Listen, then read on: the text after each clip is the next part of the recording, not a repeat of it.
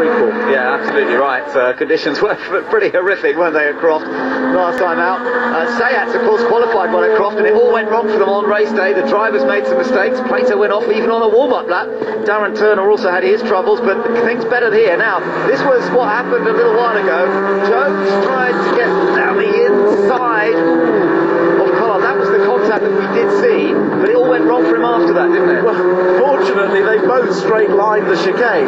Jones fighting back to regain the place. They make contact, both go the wrong side of the high Q banner and rejoin, but that could have been a lot worse. But they gained the position, but it didn't do him any good because at the next corner he lost 3. That's it.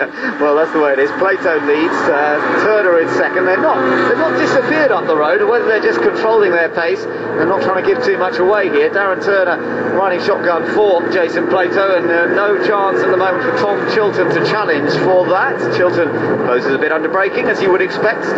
Slightly lighter on the front than the Sayat, so probably brakes a little bit better. Right behind him it's got Gordon Shedden, and Turkington still holding on to 5th from Monzo Cole. Yeah, I would expect if I was in the Sayat garage at the moment, I'd be a little bit concerned. I would have expected the two cars to pull away a little bit further, because clearly they will run into greater tyre issues at the end of the race, and whether it's just Jason stroking it along knowing that he's got Darren behind him, and they may be capable of going quicker, but Darren will be hoping that Jason gets on with it, because if he comes under pressure from Chilton late in the race, it could be very awkward. Yeah, it could be interesting. I mean, on that last particular lap, Gordon Shedden was the quickest of the top 4, wasn't he? So yeah, there is a chance there for the Team Halford cars. Nearly 3 tenths quicker than Plato, so it may be that Plato is just coasting a little bit, trying to save his tyres, but they don't want that gap to come down below a second.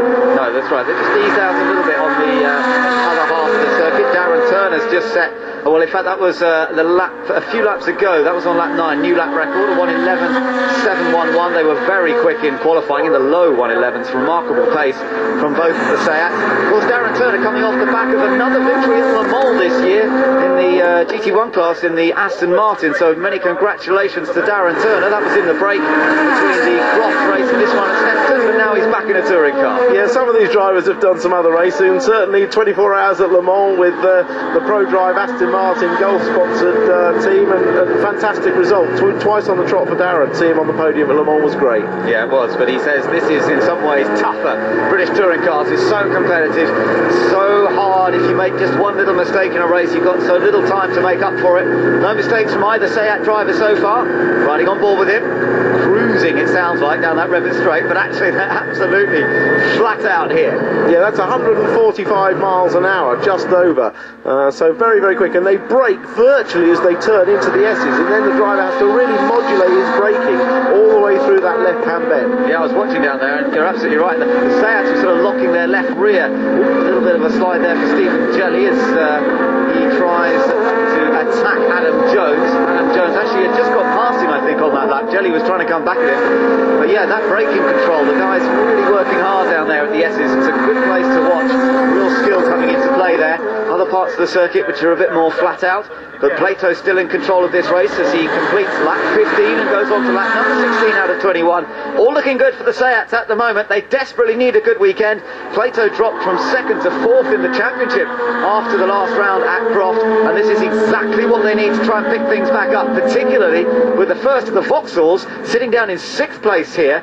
Giovanardi in 7th position, not able to pick up as many points, and remember, where they finish this race is where they'll start the second race of the day. It's amazing how quickly fortunes can change with the point scoring system in the British touring car. So this is good news for Sayat at the moment. It certainly is. They've got that gap just comfortably. The lap times haven't dropped off too much. 12.6 on the last lap, 12.5. Amazing, the first 3 cars all within a tenth of a second each other. Matt Jackson, oh, he's hit Matt Neal, just a touch there between Jackson and Neal as Jackson tries to take the place. Matt Neal says, if you're going to hit me, I'm going to hit you back. And Jackson ends up on the grass, as he did here last year when he was battling for second, and now they're all trying to swamp him. Jones gets down the inside, Jenny's going to try and go through. What do you make of all that, Tim? Well, you probably could have predicted, but it's not over yet. They're into corner, the fastest corner. Volcar and Jones make contact, front wheel drive, Jones saves it. Volcar backs off as well. That could have been very tricky. Jackson's already had one accident there this weekend. But well, you don't touch Matt Neal and get past without expecting some kind of retaliation. And well, Matt just touched him enough going into decision. Well, hard red, talk us through it again. Yeah, coming down the straight, I don't think that it was deliberate. They're just converging. Well, Matt Jackson is trying to move back across onto the line.